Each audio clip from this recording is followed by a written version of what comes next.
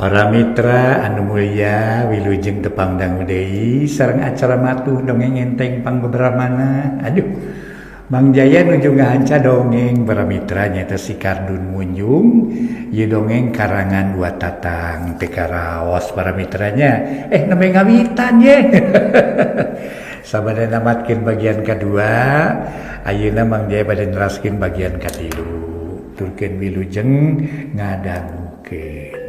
Si Kardun nyuluhan ka Cep Momon nyalamun kitu teh mah keur si Kardun rek ngadudomakeun antara Cep Momon jeung Cep Didin. Geus kitu maleng Cep Momon ngahuleng sirah melenguk siga nu keur neuteup kana taneuh. Sabot Cep Momon keur tungkul si Kardun teu kanyahoan ngabalicet.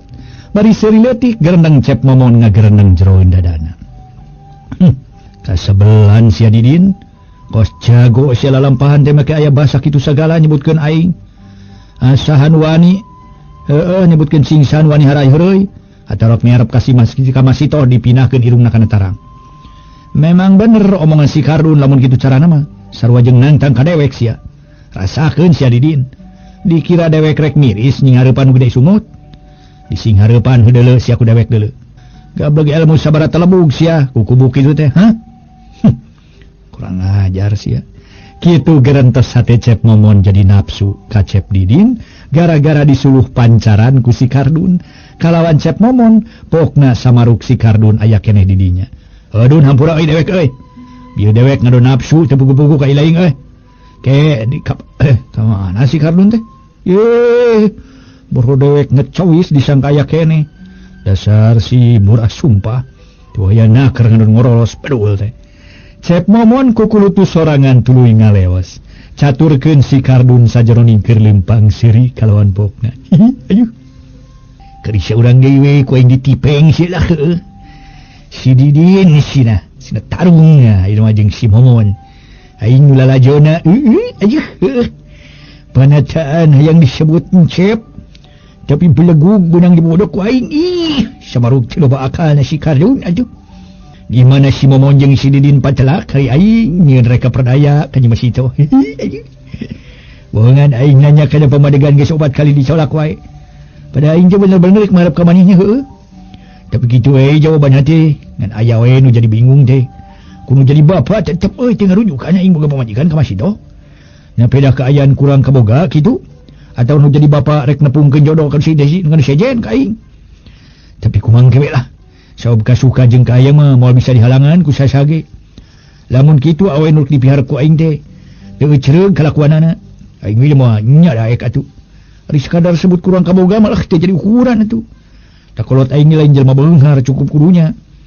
Boga pakaya oge samode sawah kapoe jeung balong eta ge boga nu jadi inung ditinggal jeung jadi nini jeung aki. Pakaya nu jadi bapa mah ka di sawah 80 bata deui. Nu lalegana mah geus dijual dipake main. Hari dicare kudu jadi pamajikan batan ngagugu. Kalah tipu pun carang teh sirik narek ngeureuy buleud. Paribasa paduli teuing da bana dewek masih nepikal dis kecil kitu. Nu ngajak susah jelema. Geus kanjaduan kana main hese dicarekna hese diomongan ieu. Ya wae heuh bapa aing ke main segala lah. Kitu gerentes hate si Kardun akhirna ngadon ngupat nu jadi bapa. Waktu si Kardun keur tong wae leumpang ngabarek balik ka imah. Tukangeunana aya sora saurang jajaka ngagegero. Bari dina lempangna ngagedig bangun rusuh, bangun ka perluan dinas. Dun, Kardun, daguan euy sagedeung euy. Daguan euy. Pokna tureg si Kardun ngaraneg ngagilek ngalieu. Horeng ngagegero teh katelah Didin. Sanggeus deukeut tur aduh hareupan Kardun pok nyarita. Geuning Didin dek semut inding panyari saha we mun reunghas deuk kitu. Nya deka. Reka mana tuh tas di mana Din? Mun si Garudina sinaker leumpang geuning teh Din. Eta leumpang mun kitu Din. Ayo aing mah Din. Cek si Kardun make seuri bari neuteup beungeut Didin. Ari si laing. Bieu ngobrol naon jeung si Momon teh kadeulina ku dewek. Mun si Ganu uplek naker samalah kadeulina ku dewek si Momon. Make meupeung-peukeun peureup sagala kana dampol ngedewek. Cek Didin bari mencerong ka si Kardun. Aduh, dek sama dinding Din, nya Din. Tong kita tuh maneh teh dek sama dinding segala tuh. Ngomong we atuh kudu sama din ya. Teu pugu ke rumah pugu ngaran dewek teh Didin. Ih, nya aduh. Sok salah wae deh teh euy. Kieu jadinya eta lain didinya make nyoho si Adun ngobrol jeung si Momon. Ku dewe katingali ngobrol naon jeung si Momon teh atawa si Momon ngomong naon ka maneh. Eta dek semedinding. Lain samadin saya nu balik ngomong teh. Kaos ditanya ku burung ngabejakeun aya naon. Didin bangun ambek. Kieu mimiti madinya asal nama sejarah nama pokok nama mimitina kitu. Jadi kieu ta mimitina teh. Mimitian iraha atungan tita tadi sejarah na mimitina. Nu bener atuh ngomong teh sia teh. Aduh. Kieu nya. Kudu dem heula di. Ai teh dem heula mah teu ngoncang soal teh kieu dinya ye. Jadi mimitina mah asalna teh mungaran. Nu balik sia ngomong teh gadun. Make jeung mimitina segala sia. Mungaran segala. Kapan kecap teh sarua jeung ke hartina keneh ieu deuh. Ai hartina teh mimitina asalna mungaran teh eta keneh. Goblok teh sia cabok wae. Didin jajal kitu we nafsu ih. Sok teu pupuguh. Ulah wakan nepsong ho. Aduh. Ih lamun hayang caritana dewek ngobrol jeung Momon, ulah nepsong atuh. Badungan heula. Sok atuh wae naon nya cing. Aduh. Jadi pokona dewek mah teu ngeunaha hate euy, lain make ngobrol jeung si Momon segala eta si Momon make meureub-meureupkeun ieu, meupeurkeun peureub segala. Aduh kieu je. Pokona mah jadi kieu nya Adun teh nya tadi teh. Ai kudu dibejer beaskeun mah nya. Pokona kudu dibejer beaskeun moal anu kaliwat ditetek ti awal nepi ka akhir. Kieu ku si Adun rek dibejakeun. Tadi Adun teh balik ti kebon, ngaliwat ka imah Basuma. Parang si Baheno nerkom nyata Nyi Masito keur sasapu di buruan. Geus sasapu teh gek Nyi Masito diuk dina golodog bari sukuna ucang angge. Aduh. Mangkaling make rok sugan mah. Brunyai ting brunyai sugan kicu. Beuki lila ucang-ucanganna. Gancang gede beuki ka luhur. Nya atuh lenyap hate kuring ngalenyap daek samat inding. Ningali bitis kok kolenyayan tembus jantung jadi ratung jadi ngalieun kuring teh. Tina bitis naik tuluy. Da kulantaran ucang-ucang angge make rok atuh. Rok nanjing saceutik atuh ngemplong ka luhur. Nya deui baranyai teh eta sugan mah. Heueuh nu nempel dina awakna sugan mah. Paragi nutup naon ih. Katingali we atuh ngelempong dina rok itu. Nah disambarkeun itu lain. Sing sama dinding. Boro-boro los nyamperkeun puguh mah teh lenyapan we kuring oge. Geus kitu mah gancang kuring ngaleos. Acan sabaraha jauh ti imah Basuma, kok paamprok jeung si Adun nya kitu. Paamprok jeung saha?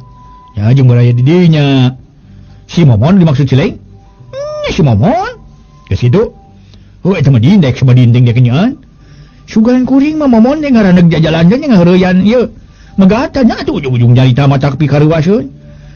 He Adun awas si laing lamun kuwana harai heueuy ka Masito. Digitik sia beungeut si laing. Tong boroning si laing kumaha ngaheureuyan ka Masito. Sanajan saha-saha ge sia dikakat sarehamna ku dewek. Moal diukur tangtunganana, moal dibilang igana, sabab poe Minggu pageto Masito rek ditanyaan. Rek dilamar ku dewek. Tak kitu caritan Momon hari teh kareupeun kuring teh. Atuh puguh we hate kuring teh. Heuh si Adun reuwas. Sanajan si Adun ge katarik ati ka pentang asmara ku Nyi Masito teh. Ari ngadenge omongan Momon kitu mah ieuh. Sabab caritaan Momon kitu teh sarua jeung eta we nangtang ka Didin. Dapokna teh kieu cenah deui. Deka moal ngareret deungeun moal ngareret baraya. Sing saha nu kumawani ngaganggu ngaheureuyan mika hayang ka Nyi Masito tau rasa diasah irungna. Pokona mah kana taneuh cenah. Diasah cungurna cenah kitu. Make nyebut cungur sagala aing mah. Sedang guring geus ngareungeun Didin aya hareupeun aya harapan ka Masito. Kari-kari aya basa kitu ti si Momon. Atuh sarua we jeung nangtang atawa nyantongkeun peureub buleud kana cukang irung din. Aduh, nyaan eta mah. Sarua jeung nangtang nya ogado mencek nya sabari basana nya ogado teh mah. Sugan mah ieuh. Lamun dewek ku jiga Didin geus moal sade gebre we cuman. Cek si Kardun nada nama manasan kana hate Didin. Sabab tadi ge itikadna atawa niatna si Kardun rek ngadu dombakeun antara Momon jeung Didin. Nu bener sia Kardun. Sumpahna dek sama Didin. Teu percaya tinggalna sumpah uing. Direkan Adun GR bae meureun. Naon mungkin gede GR segala. Ada GR gitu. Tinggalun nya cenah GR mah. GR teh. Teuing gede Rahul alias tukang ngabustom. Badaya jeung bohong gitu. dipikir dibulak-balik dipapai dirasa-rasa dibawang diutakeun dilejepan ku batinia eta kekecapan momon teh euy sarua yang ditujukeun ka mana din komo kitu didin seutik kedena miharep ka Nyi Masito lamun kitu carana mah seolah-olah nangtang ka didin ngan teu cara langsung gitu melalui perantaran kuring gitu teh kuring mah nyasahan nu teu mikayang ka Nyi Masito euy sakitu herang main cerangna kuring da meni euy atuh neureuy ciruh atuh euy ningali Nyi Masito teh bogoh mah bogoh ane kuring mah da moal kaigaan iku kuring mah kitu da jeung nu kaigaan da iwati didin jeung momon sedengkeun momon ngomong kitu ieuh mun dewek mah jadi momon heuh jadi didin jeban-jeban iya tadi ge mun dewek jadi didin jadi menjadi maneh euy digebret si momon teh ku dewek mah euy para mitra anu mulia harita didin barang ngadenge caritaan si Kardun anu keur mapanas tuluy make jeung nanyakeun sagala. Jadi benernya si momon ngomong gitu ka hareupeun si lain? Tanya didin hayang leuwih yakin di barung ku rupa beungeut rada beureum. Gusti nari ente. Dibejakeun ku dibejakeunana. Tur si Adun angkat sumpah dek samadin masih keneh cangcaya. Tidak aku si Adun kudu sumpah di samar ku guludung mah. Sajelema nu dek di samar guludung. Lamun ngaran si Adun saeutik gedena aya pikir kadua leutik ka Nyi Masito. Heugaeun ku kudu kitu samode caritaana baraya ente dah. Keur si Adun mah muarek mikir 2 kali 3 kali tidak ada ampun-ampunan. Tiada maaf bagimu biar sampai menyong-nyong jaga puyung bibir-bibirnya disurilam ku si Adun pokoknya. Hayang dibere ulin cimane seug sep tah. Dibere ulin ciwaringin tah sik. Jadi hayang dibere ulin cikalong dor cikalong hobet teh tarik kieu tah kieu tah. Ah ting kita Aduh bisa hayang nyau gerak tampele mepet aya. Gerak kunyuk ngemil aya ge. Gerak kerudang apa aya ka tiluhur. Sabanar boga dewek mah. Ngan si Adun mah keulaanan kudu kitu mah lain teu wani ngagunakeun atawa miris. Ungaran sage tapi asa karo kakagok lah. Jojo patutunggalan jeung batur sakapa. Sajabat kitu rasa ku ente aya harapan ka Nyi Masito. Teu tega dewek merebut si Adun mah nya. Tapi anu ngaran momon luas kuku bukitu seolah-olah nantang ka ente euy. Ngan teu we secara langsung begitu. Aduh, nyaan kamari mah ningali pola momon jeung Masito matak merasa era parada. Cacakan bari dariuk dina golodog tur ti beurang. Luas nangkep awak Nyi Masito tuluy atuh beungeut Masito dibalikeun. Teh mong silih teh tiup antara beungeut momon jeung Masito. Beuki lila beuki nampeun nepi ka akhirna mah puset. Era euy nyaritakeun bade aduh. Cek si Kardun panjang lebar ngabuih tur dipalar hate didin beuki panas. Kurang ajar temenan si bobalek. Make kuku kitu sagala tur kumawani. Kitu peta kana cengceuman hate aing. Tur make kuku kitu kawas anu teu gableng kulit kawas nu gableng kulit beusi urat wajah. Heueuh. Kawas anu gableng tulang beusi urat wajah sia. Setan belang teh. Sugan can apaleun ka dewek mah nya si Adun ye. Dun can apaleun ka dewek. Ih lepat atuh. Si Adun mah uing euy. Atuh didinya mah didin ngaran teh. Tanya heueuh poho euy. Aduh, Dun dikira dewek ipis kawani. Direkan dewek hayam lisung ku si babalak. Ditaker ku dewek mah. Moal sabaraha kadijayaanna si momon lah. Amun kitu geus boga kulit ieu kulit seng tah. Model kitu tah. Geus boga tulang beusi. Geus boga urat-urat kawat kakara dewek ngamereuna ngeper. Tong boron ninging hareupan si momon dewek mah sanajan utang tungana jangkung badag moal ditarajean. Moal ngised satunjang beas. Semua unur satungtung buuk dirak-rak carehamna ku dewek mah. Kajeun lah. Keun irah ku dewek rek diwalah euy Dun euy. Dengekeun ku ilaing. Ada dini nafsu tur aya maksud rek ngajajal momon kapilanceukna. Beres kitu mah dit lah. Nya anu pakat lah. Keun biar karasa biar nyaho. Biar nyaho lah. Biar antep punya kahayang ya. Ngan kade kuring amanat ka ente din. Amanat naon? Lamun ente pacan jeung si momon ulah nyaritakeun ci kuring. Caritakeun mah ente mah nampa caritaan we teh pangakuan Nyi Masito. Naon sababna kuring dicak kitu teh euy apanan? Caritaan atau pangakuan ti Masito teh. Kayak di mana Masito nyebutkeun teu rumasya nitelakeun manehna bela diri. Padahal hatena mah pasti ngaku kana rumasya kitu. Ayeuna kuring rek tumanya ka ente din. Eta kumaha pikiran ente ka Nyi Masito? Geus daek kikituan sakumaha nu dicaritakeun ku kuring tadi. Nah Masito teh rek tuluy dipihara ku ente euy. Cek si Kardun kapapanjangan tur tumanya kana pamadegan Didin. Lamun ngorehkeun teh mah ngorehkeun eusi hate Didin. Di dieu si Kardun teh para mitra make nyoba-nyoba ngendag-ngendag bari mulungan. Nya teh kumaha kana pasti we ku dewek rek tuluy dipiarep samalah cita-cita dewek moal make dilamar heula rek tuluy dikawin we. Sabab antara dewek jeung Masito teu boga runghareun. Atuh saja batik kitu keur waragan kawin ge sadia. Ceuk paribasana sanajan ayeuna ge taya halanganana. Tema Didin geus boga pamadegan rek tuluy miharep ka Masito. Lain tapi cekuring mah euy kasebut jelema nu bodoh heueuh. Gampang dilamar sok bawana eta terus kawin mah euy. Na we salahna lamun ku ente dipertimbangkeun heula euy. Dipikir dibulak-balik dibeuweung diutahkeun. Jadi maksud ku kuring mah euy ulah gerebes ke debung. Ulah getah sarupakeun. Geuning cikolot teh mah nya urang teh kudu leuleus jejeur liat tali. Kudu lanung-kanungan lair aisan kitu. Ulah waka kajurung ku nafsu. Dan nafsu nu batak kaduhung badan katempuhan. Lumeh geus bogoh, lumeh geus cinta, der we. Naon pangna dewek nyebut kitu teh euy? Kudu dipikir dibulak-balik dibeuweung diutahkeun teh. Nya teh bisi kaduhung kenah euy. Sanunya euy, Masito teh geus suas turidoeun masrahkeun diri atawa kahormatan ka momon buktina we euy. Masito geus daek ditatangkep awakna ku momon, bari ti beurang euy tur di luar. Lamun Masito bener-bener awewe sajati mah, tur ngahargaan diri, moal nya daek dikitu-kitu ku momon. Awewe nu pengku mah moal daek euy nerte. Kuring mah nyarita kitu sotenan lain ngahalang-halang atawa nyarek ngawin Masito karunya we ka ente euy. Hanas dina waktuna kawin teh sirikna totomplokan. Ari heug dirina geus kapieulan batur, pan rugi leuh. Tapi kitu ge lain rek narima kana pandangan si Adun lain euy. Tapi kitu ge heueuh rek narima kana pandangan si Adun. Ai teu narima teu naon-naon sabab anu bari ngarasakeun mah ngeunah teu ngeunah apa lain. Kitu. Pokona kumaha ente lah. Cek si Kardun rada panjang lebar tur ngawawadianan ka Didin anu harita. Sanggeus si Kardun nyarita kitu Didin ngahuleng bari ngagerentos jero dadana. Memang bener oge omongan si Kardun sagarupa permaksudan atawa di mana rekna ieu migawe hiji pagawean kudu dipikir dibulak-balik dibeuweung diutahkeun. Memang aya benerna euy. Memang cek si momon para mitra bari rumahuh manehna ge narik napas panjang. Harita si Kardun rada panjang lebar tur ngawawadianan ka Didin. Nu harita sanggeus si Kardun nyarita kitu teh Didin ngahuleng bari ngagerentos jero dadana. Memang bener omongan si Kardun teh sagarupa permaksudan atawa di mana urang rek migawe hiji pagawean kudu dipikir dibulak-balik dibeuweung diutahkeun.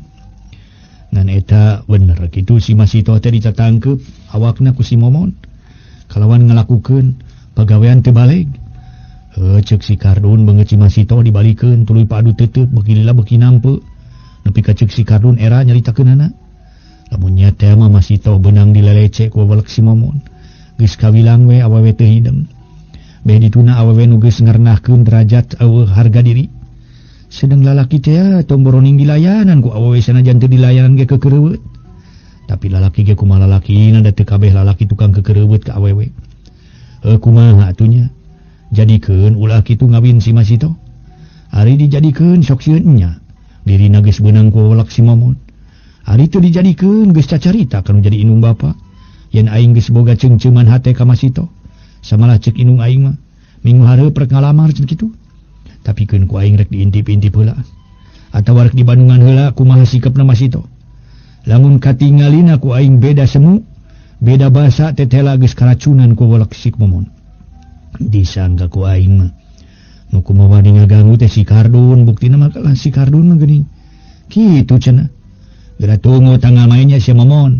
Paduli teuing silaing kasebut kapilanceuk dewek ge digebrek cumurna si ku aing.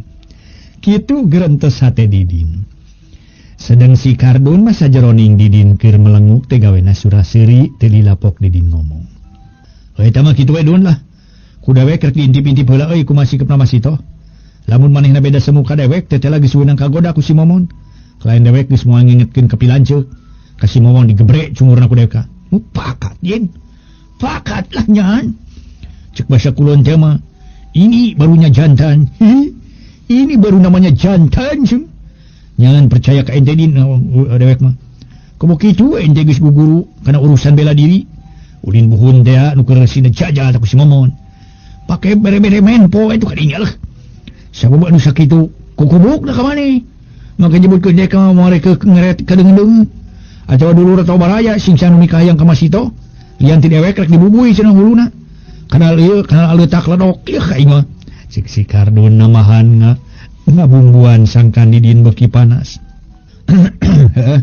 coba-coba lamun nya mah bisa ngabubui hulu dewek kana letak anu ledok paling-paling nu kitu dodonge cenah ku dewek mah sia diasah cungurna kitu we dunya hampura dewek rumah sa geus udon ka ilaing itu naon masih ngrinanya na lah dewek disangga rek ngagoda ka masito da batin mah euy heuh teu itu ini lah sekali le omat we euy ente ulah cacarita ti kuring ye nyarita kitu ceuk paribasana inung suku ge ulah bejaan euy oh tuh euy kumaha dewek we lah hidon yuk iyalah sama-sama lah pokoknya mah ya pokoknya mah arigato gozaimasu sayonara din cek si penyol sama sayonara cek si Kardun ditungtungan ku Nyi Kiki tuluy pada ngalewas sewang-sewangan sedang si Kardun sajeroning keur lempang teh kawas nu teu hideng kawas jelema hamileung make gegerdengan sorangan pokna kin sia biar tahu rasa biar nyaho dia punya kahayangan ya pasti si Didin yang si Momon bakal ijen padungdung patutunggalan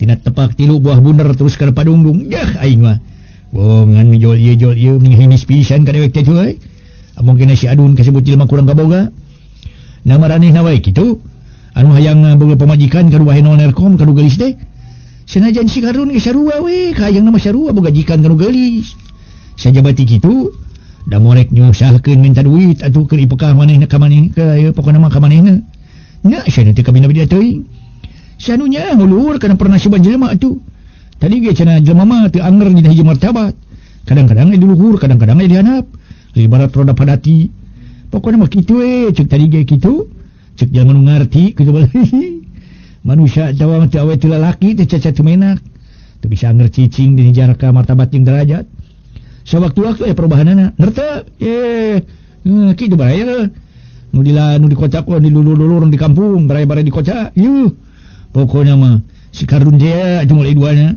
mau ele akal teh ele pinter si Kardun mah yuh sangilang di sakola ge komo lamun si Kardun di sakola wah bisa mapakan saha mah yuh aya keun si Momon jeung si Didin sina kawas anjing garut jeung parbu tulang anjing keur garut tulangna sia keur dikunyut ku si Adun ih pan beres yuh dek semeninding ieu kitu gerentos si Kardun barawargi sadaya geger dengan sorangan datang ka imah kasampak bapana nu katelah bar dirja keur ngadaweung di tepas kakara ta salat asar di masjid uli ti mana kasep bebeja moalila bleng les sapoe jeput sia kolot mengarap-ngarap rek barang titah nari sia rek itu wae kalakuan dia sia Kardun ngarudetkeun hati nu jadi kolot si lain jeung geus leuwih jebrog deuleu kalakuan alah badan dibolon rode kulu geus bugu ari bolon mah can aya pikiran balik cing atuh ai pantar si lain mah cing sing mikir berbul sia sekolah henteu di jawe henteu pagawean hayang ngablu we